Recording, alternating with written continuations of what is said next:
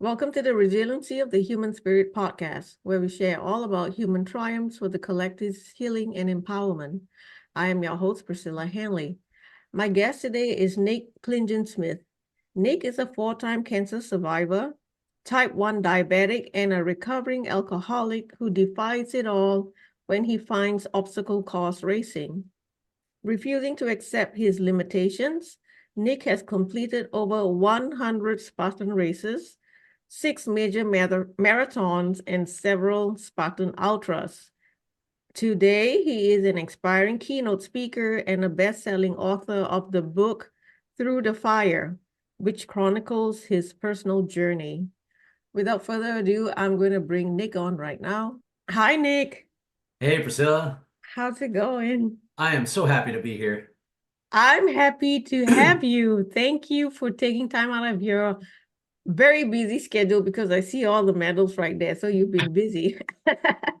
Um, yeah, so thank you for being here. And Nick, we spoke about a couple months ago, I want to say, and you shared your journey. And I gotta say, you've had a very intense and powerful journey, from surviving cancer to diabetes and alcoholism. And now you're a champion of multiple Spartan races. So that blows my mind. And it is such an honor to connect with you because I think you're going to be an inspiration to many people on a similar journey as yours. So I will open the floor to you now and have you start sharing your story with our audience on how everything started for you. Absolutely. And, I appreciate you saying that. And no, I was thinking about something as you were talking too. My story, there's what happened to me, there's how I perceived what happened to me, and there's ultimately what I did with what happened to me or that I've been through. But the more and more I tell it, the more and more I listen to other people talk about it, I also realize that there's two stories at play here.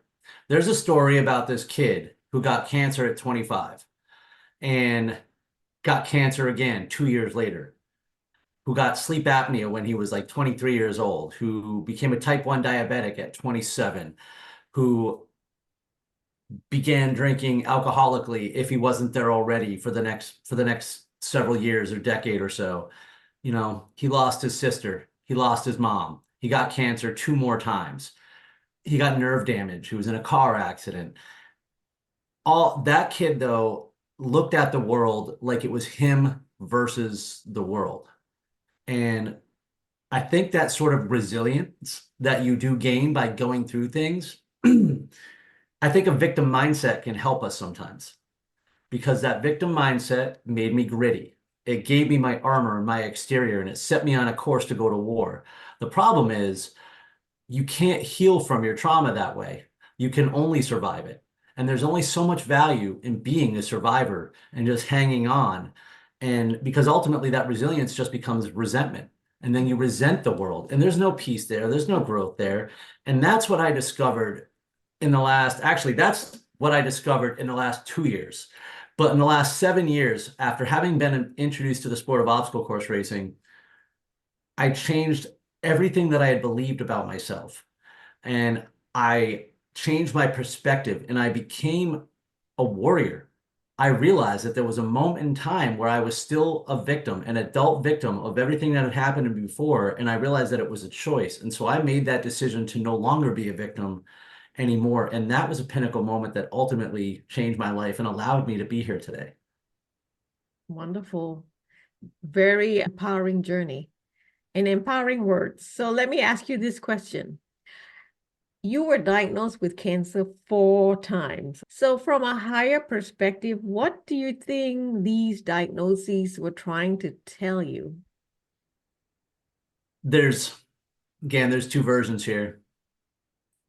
When I was 19 years old, I was in a car accident. I was driving an 87 Jeep Cherokee and I was rear-ended by an 18-wheeler that had fallen asleep at the wheel, crashed me against the guardrail, flipped me into oncoming traffic, lost control of the vehicle. It flipped front to back, end to end, and catapulted me out the rear window 30 feet. And then I got up.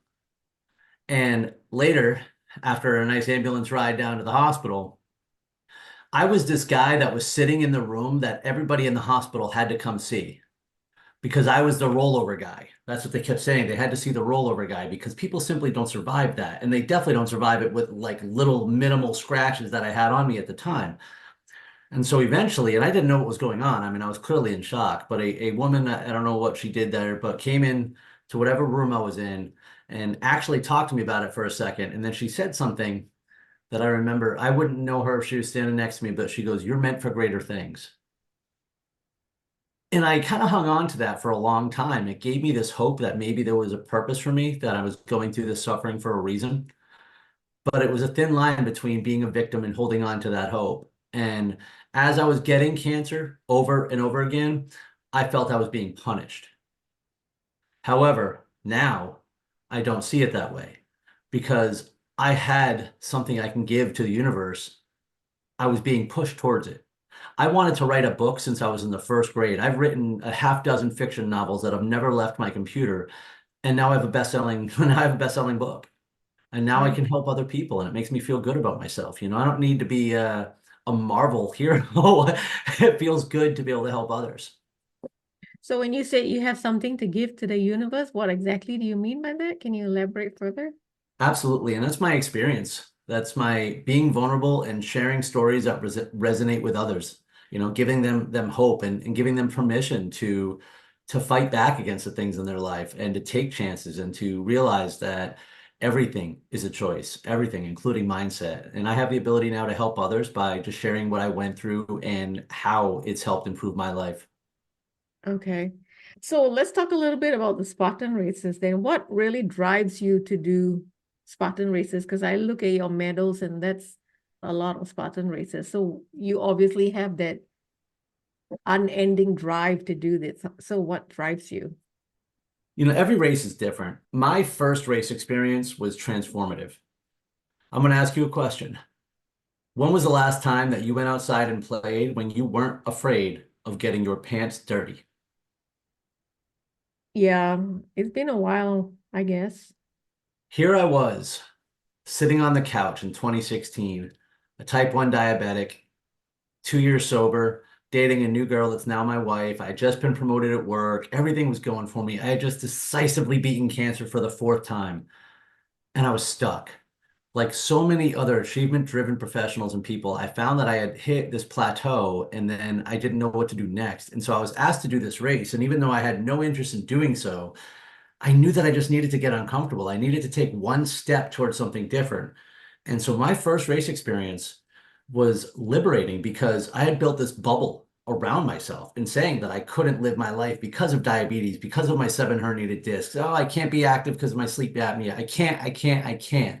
I'm a piece of shit because of addiction. All the things that you tell yourself to not live your life.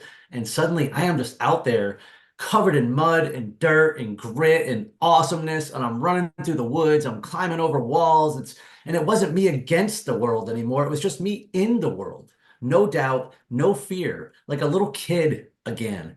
And so when I jumped that fire, when I literally came through the fire, at that moment, I realized that everything I had told myself about myself was bullshit. I had lied to myself about everything. And I'm like, wow, so what else can I do? What other superpowers can I find? And I wanted more. And the thing is, I didn't sign up for 100 races. I signed up for one. And I signed up for one at a time. And it just became a lifestyle because overcoming obstacles is overcoming obstacles. Whether it's trying to figure out how to, get up some crazy wall with nutso handholds and stuff like that, or if it's trying to overcome job loss or an injury, the process is the same. And you you get resilient by being resilient. You have to go through it to get through it. We're not born with it. We have to do different things. And the thing is, we don't have to do 100 races. We don't even have to do a race. We have to do something that makes us uncomfortable. And this lifestyle now has given me a manner of living that I do this all the time because it affects every area of my life, my physical training, my discipline in my time, my discipline at work. How you do one thing is how you do all things. You know, I still need stretching and meditation. And so it keeps me focused on my spiritual, mental, physical, all aspects of my life and keeps me very purposeful and intentional. And yeah, there's a little bit of a competitive junkie in me too. I like to improve. I don't win these things. You said champion earlier. I love it, but I don't win these races. It's me versus me every single time. And there's a unique opportunity every single race to inspire yourself. And it might be the obstacle you've never finished before. I mean, I've on 2 weeks ago in New Jersey was my 100th race. And yet it was my first time ever completing their 13-mile distance obstacle course race without failing a single obstacle. And so Wow. there's always progress that you can continue to find. Like I'm hoping to get a top 10 finish this weekend coming up here in Tampa. And that's pretty aggressive for me to say, but it's just a milestone and it could be a fear overcome. There's just so many ways that you continue to focus on self-improvement. And I could go on all day on that particular topic though. Spartan races is very physical. It's all about physical resilience and mental resilience as well. Before we got on, I asked you, how does one, cultivate mental resilience when your physical body is maybe not up to it and it's screaming in agony for you to stop? And additionally, how does one find a balance, right? Where, yes, mental resilience is awesome, but how do you find that balance about not pushing your body too hard that it starts to really break down? I don't know which one of those myths I want to dispel first. Okay. So I'm just going to go to town here for a second. Okay. Number one, I think the concept of balance is a myth. There's no such thing as balance. You do not spend your life and time and mental capacity evenly across other things. And if you do, that's just crazy. I want to live my life in an imbalance, and we should. It's about priorities, not balance. And so that said, I want to dispel the myth that in order to do physical activity, we need to be in agony. We shouldn't ever be that way. Like, so the thing is, you don't find this balance of physical and mental. You take the first step, just get uncomfortable, get a little uncomfortable. You don't need to find the limit. You need to step beyond the limit that you currently have. That's it. So in September, I'm doing a 31-mile obstacle course race in Killington, Vermont. It's a mountain. It'll be about 18,000, give or take, feet of climbing. The weather is all over the place. It's got very tight cutoffs, and it's the highest disqualification do not finish rate in the country. And I've missed it twice. I am going to suffer. There's no way I complete that race without suffering and suffering hard. But if somebody only hears stories of that races, they'll never do any races. So it's about how hard you want it to be. And the thing is, I have a friend, he's one of the guys I'm coaching, and we're talking about it, and I coach on people achieving their goals. This one just happens to be a physical goal, but I'm not like a trainer or a physical coach. But we're just talking about how he gets out of his comfort zone for physical activity. He hates running. And it's because he envisions running as hammering down the street with your eyes popping out of your head and sweat dripping from everywhere and your feet about to fall off. I don't know that's just miserable. I don't even know what the point of that is. All he needs to do is push it harder than he currently is. And when we do that, we redefine that space that we live in. So when we physically do something that pushes that extra step, we become more physically resilient, but we become more mentally resilient too, because we know that we can, and our world gets bigger. There was a time where I thought, and I visualize like crazy. I'm always visualizing. Literally, I daydream like 24 hours a day. I'm having one right now. And there's now I lost train of thought because of it. No, there it is. All right, we're back. So if I was back in the day, all my visualizations were about me working so hard in races. And you know what happened? I worked really hard and I felt terrible in races, and it became something that I wasn't liking anymore. And I hated running. So instead of doing that, I realized that I just need to run a little bit longer, a little bit harder than I do now.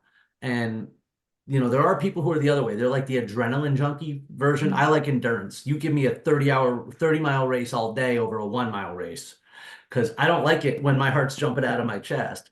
But some Right. people do. And that's cool. That's why for me, I like the longer distances and they won't get on that mountain. So it's about if I wanted to do the agony version of it, I would have to go do that. That said, that means that I do have to do more high intense stuff. I should not avoid the things that I hate. I need to do more of them, but I don't need to go run a 5-minute mile. I just need to run do a little more high intensity than I'm doing now. Okay. So tell us, how was your first time doing a Spartan race? Because you talked about making yourself a little bit uncomfortable, right? So were you already in a good shape when you started Spartan racing for the first time? No, I was the definition of surviving. I used to be overweight. I was about 230 pounds. I'm about 5'10", so I was a good 40, 45 pounds overweight. And I lost all that before I ever heard of Spartan. So I had just started kind of working out again. I was going to the gym 30 minutes here and there, running maybe 10 miles a week. So I was being active and I was, compared to most people, I'm going to say that I was healthy and in shape, but really I wasn't in shape. I wasn't overweight anymore. And so I wasn't really driven towards something though. All my workouts were like mindless dribble written on a coffee napkin.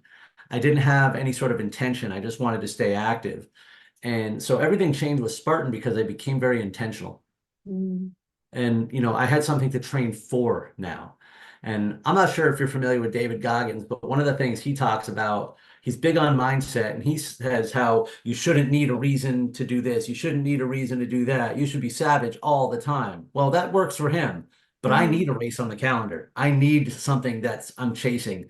And so, it just keeps a carrot. It keeps like a reason for me to continue doing it. And I hope that eventually, after this phase of my life evolves, that I will find something else that just keeps me focused on being active. So you see yourself doing Spartan races till you're old and gray, probably? Well, I'm getting plenty of gray already. So there's a friend of mine. His name is Paul LaChance, and he does fundraising and supports the American Warrior Initiative. But he is 83 years old, and he has done at least double the amount of races that I have done. At He- what, when he was younger no, or no, no, like no. Right now, now? right now. Oh, no way. Yeah, Wow. he's got over 200 and something. He'll do more races this year than I will easily, easily. That's awesome. There's a woman, I want to say her name is Marla. She's 70 something. I think she just did an ultra the other day, which is a 31 miler. And there's a guy named Monty Montgomery, another World War II vet. He should be 93, maybe 94 by now. I commonly see him at races. So what I love about this is that when I played competitive beach volleyball, I knew that my days were limited. I mean, I was Why going is to that? Why is you're going that? to age out of that sport. It's Oh, as a 45-year-old guy who wasn't that good at it to begin with, I'm not going to compete against 23-year-old kids in a tournament anymore. I'm just not. So this sport is different though, because in this sport, you're only compared against your gender and age group.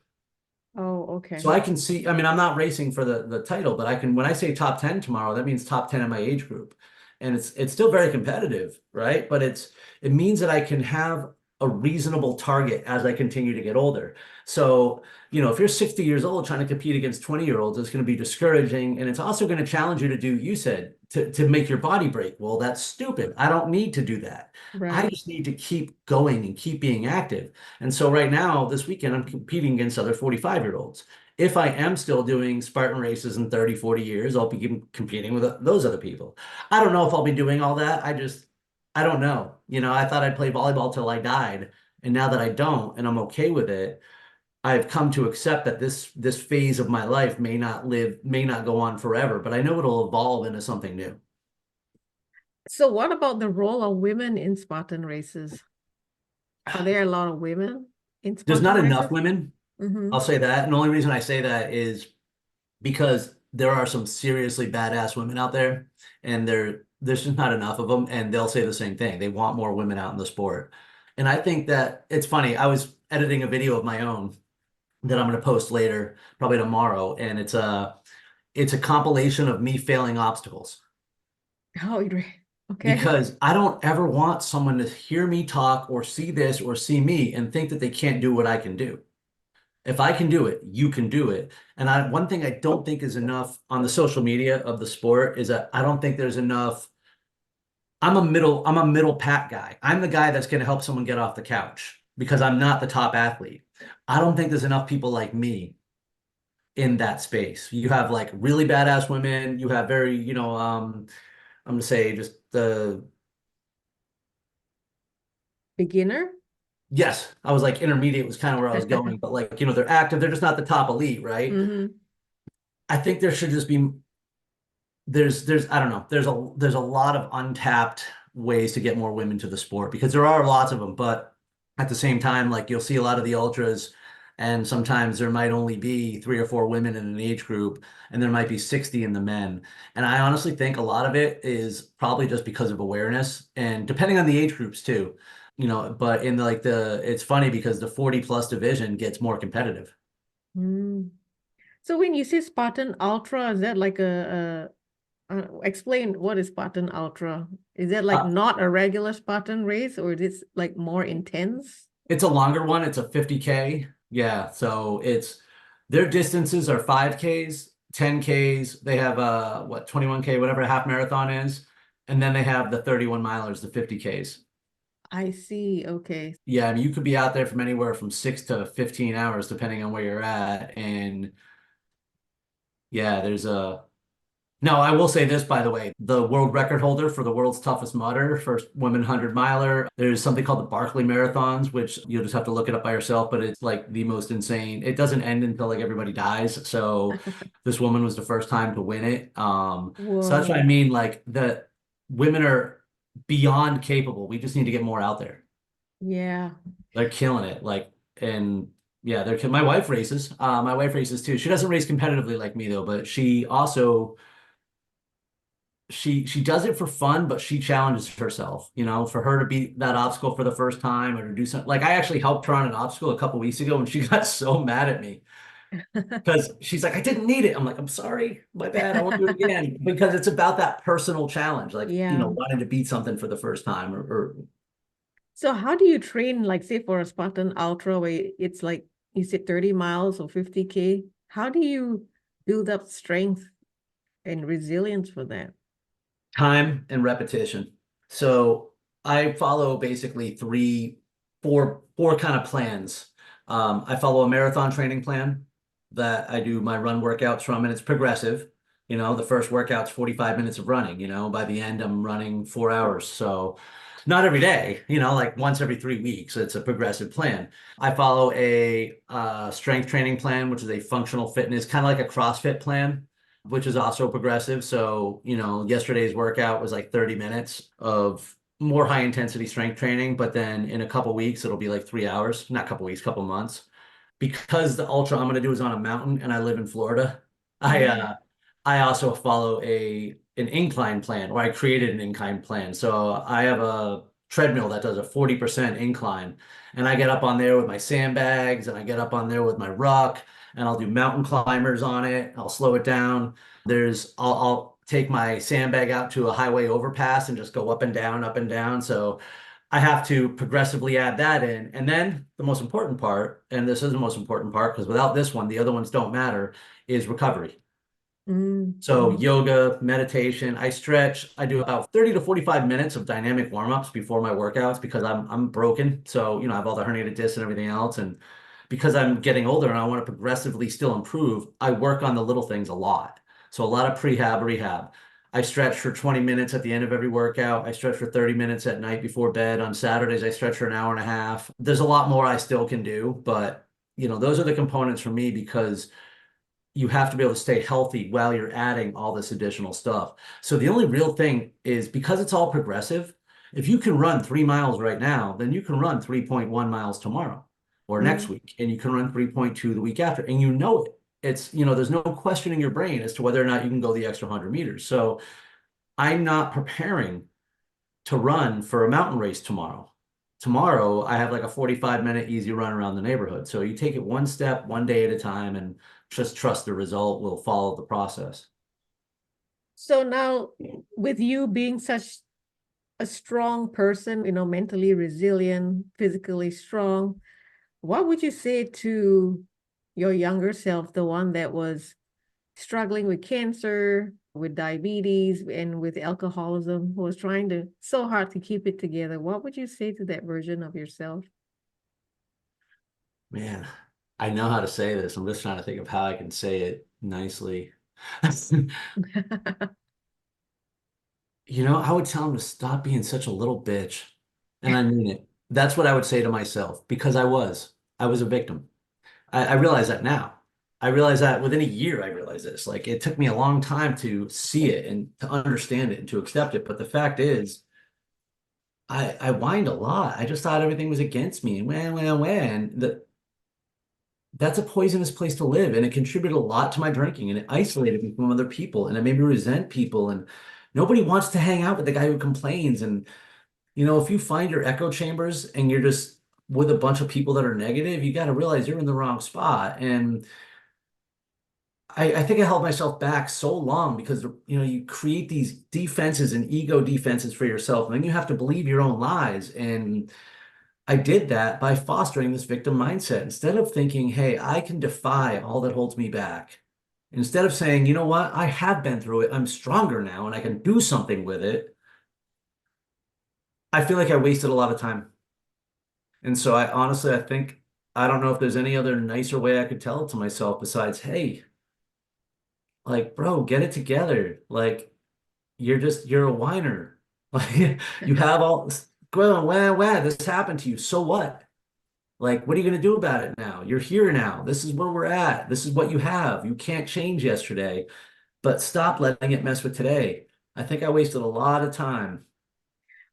But in a way, it did serve you, right? The difficult times. Like, 100%. yeah. I I can't tell you that I'm grateful for cancer, but I'm kind of grateful for cancer. I wish that I'd much rather not be diabetic, but that's why I got to write a book. I I have a purpose now, and that's just a cost of doing business. It's what I had to go through. And the thing is this too, is life doesn't discriminate. I've been getting a little bit of a reprieve from that type of stuff for a while. Something else is going to happen. These seasons come and go, and I'm mentally prepared for it. First of all, because I know it's going to happen. I'm not afraid of it. I accept that bad things will happen. I don't have to resist it when it does. I can save myself some time and anguish by saying, no, don't hurt me when it comes. Instead, I'll just be like, wow, we're facing this issue now. Okay, let's break it down. What do we do? What does it look like? What's our goal? How do we get through it? What do we need to do to get through it? Let's go. And that's kind of how I treat everything now. And because of that, I'm able to offer some of that same perspective to others too when they're in that situation, because I can break it down logically. It seems like now you have grown to take the neutral perspective where you don't see challenges as good or bad. It's just a challenge and I got to get through it. So it's more like a neutral perspective, if that makes sense. Yeah, I would say that more. It's just more like I accept them that accept circumstances as they are. Because, when our floor blew up because of a pipe bursting under the irreplaceable tile a couple weeks ago, yeah, I mean, we're not happy about that situation at all, right? Like, it's a whole lot of money we don't have. It's time I didn't have. We still haven't fixed the damn floors. And of course, that's like, and that's just a regular challenge that everybody goes through, right? But I mean, I'm living in that kitchen, so it's like these things weigh on you. Mm-hmm. At the same time, we took the action we could. You just got to move on. Like that's just something where people hurt themselves a lot is the resisting. Now, we should process however we want, but pretending something isn't there is just that's not going to help you. I can't pretend that I don't have diabetes. I have diabetes. And once I accept it and take responsibility for it, it's liberating. It's empowering. It's Yeah. freedom instead of being like, no, I can't. I don't want this. Like, okay, but you do. So the obstacle is there. The challenge is there. Accept it. What are we going to do about it? You're going to turn around. You're going to spend 3 days crying about it. Or we're going to go. I posted a video online the other day. It was an obstacle in Mountain Creek, New Jersey, which is a mountain, and it was the sandbag carry. And it's probably about 200 meters of carrying a sandbag up the mountain and down. And the video, you could see me grab the sandbag, and there's like a bunch of people about 100 meters ahead of me, maybe more. And I caught up to them, past them, and I'm down the other side, dropping my bag off before they get to the top. And it's not because I am faster, it's because we're going to suffer the same anyway. I chose to, rather than resist it and go, oh, this sucks. Oh, no. I said, let's get this over with and just gun it. Like, Right. accept the obstacle is there, accept that you're going to suffer, lean into the suffering and get her done.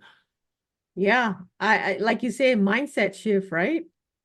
I mean, that's it. It's just a matter of like looking at suffering as a required part of life. And that's not to say that we shouldn't avoid, certain things. Like I'm not trying to go get hit by a car so I can learn a life lesson out of it. Like, Yeah, but especially because I think the world moves so fast right now,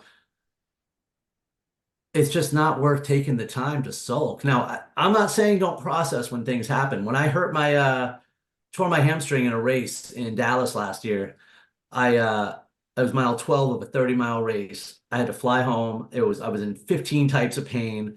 And I told a couple of my friends, but after a few minutes, there's only two friends that I would talk to because they knew to just let me be mad. mm, Just let me be angry. Let me tell you that it sucks. Let me tell you that my life is over. Let me just be mad for a minute. And then the next day, it was okay, now how do I overcome a hamstring injury? right. With me being a Reiki practitioner, we learned that in order to process your emotions, you need to feel your emotions because Yeah. when you stuff it down, it's going to come back around in another way. So whatever you're feeling in the moment, it's best to process it and feel it and breathe through it. And then it dissipates after, I don't know, 24 hours, 36 hours, however long, but it will dissipate if you just feel it. I realized that there was a process that, when I look back the first time I had cancer, I was at a casino when I got the word. And I was there for work and my boss came out and, we're standing in the hallway and I'm just trying not to cry, like, and tell him that I have cancer. And it was so hard.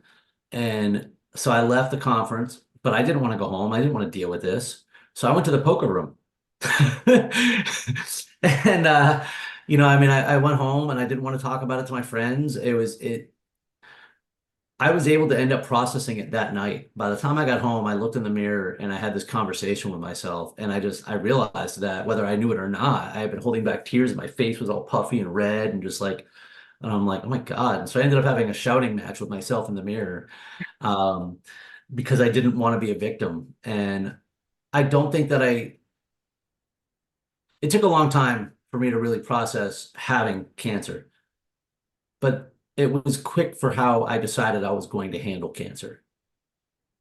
And I think And part of that was that I never told myself not to process it or not to feel it. I mean, there would be random times, every once in a while, there's still a random time where I'm just hit emotionally by it all.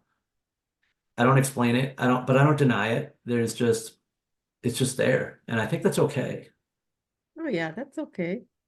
It's when we We let those things stop us from living our lives or stop us from moving forward the way that we can intentional. Like I don't want to deny my thoughts or feelings. I want to see what there's, oh, okay, and keep moving on. right, right. So let me shift now to your business. Tell us more about the services and programs that you offer to the collective. So first and foremost is I'm a public speaker. Great opportunities to share my whole story and really focus on the life lessons in resilience and mindset and community and belonging and just living a life inspired. So opportunities to speak with businesses, teams, groups, events, meetings, virtual meetings, sales meetings. I spoke at the American Cancer Society a couple weeks ago, which was Ah, very serendipitous for me. I spoke to a middle school in New Jersey a couple weeks ago, which was the scariest thing I'd ever done, but it went off well. why? Why were you scared about that Because they one? were like 12-year-olds or however old they are. I was like, I haven't been that old in a long time. And I was afraid they would tear me apart. So it actually went very well. I really enjoyed the experience too, because I got to relate in different ways that I hadn't before. And, I was able to tell them some things that I think they kind of wanted to hear, that it's okay to just be who you are. And it's also okay that, I'm sorry that everyone in the world wants to tell you how to live your life, including me, but it's okay to make your own decisions. Right. And that it's also okay to make some mistakes and don't be afraid to fail. And also to not be afraid to seize that opportunity. Because I told them that when I said yes to that Spartan race, if it weren't for that one decision, well, now I'm a motivational speaker, best-selling author, and a coach. Those things would not be true. Exactly. Yeah. So now that said, as far as coaching, I work with teams I I call it to help foster and bolster a resilient team. It really is geared for remote sales professionals. But what we really focus on is setting clear objectives, really improving communication and team belonging so that everybody's marching in the same direction. Everybody feels driven by the same purpose. Now, with individuals, my demographic really seems to be adult-driven professionals, probably 30 to 50 years old, who have hit some level of success in their life and now find themselves a little stuck, lost, or unmotivated, kind of like I was on that couch waiting to be introduced to a Spartan race. And I help them to get clarity behind the purpose for this phase of their lives, not necessarily their life purpose, but perhaps. And then we break it down to very specific, actionable, tangible goals. And I provide them with a system of measurement and accountability. So do you work with both men and women or just strictly men? At the moment, I only have men, but I am open to women. I Okay, just got it. I just only have men so far. Okay. So I went to your website and are you still offering the free 60-minute consultation? Absolutely. Okay. I am an absolute geek for talking about goals. And the fact is, that's what I'm doing anyway. I don't make sales calls, I make networking calls. And I'm having 30 to 45-minute calls with anybody in my network who will have one with me. And I mean anybody. If somebody wants to get on the phone with me and try to sell me something, I'll let them. But mostly, I just want to get to know people. I want to tell them who I am, what I do, what I am looking for. I want to learn the same about them. And it's been remarkable just how I've been able to connect some people to each other. And when I lead with helping, I feel like it kind of bolsters my own network. But some of those conversations, I can't tell you. Like I actually talked to somebody the other day and he was telling me about the things he's doing in his life right now. And I think he thought there was going to be a sales call at the end, a sales pitch at the end of the call because he started saying, I don't think I need any coaching. And I said, well, hey, listen, Tim, I don't know if his name was Tim, but I was like, to be candid, you're not my candidate. He goes, what do you mean? I go, the people that work with me, they don't know what's next. You do. Or they know what's next, but they don't know why, so they're not really connected to it.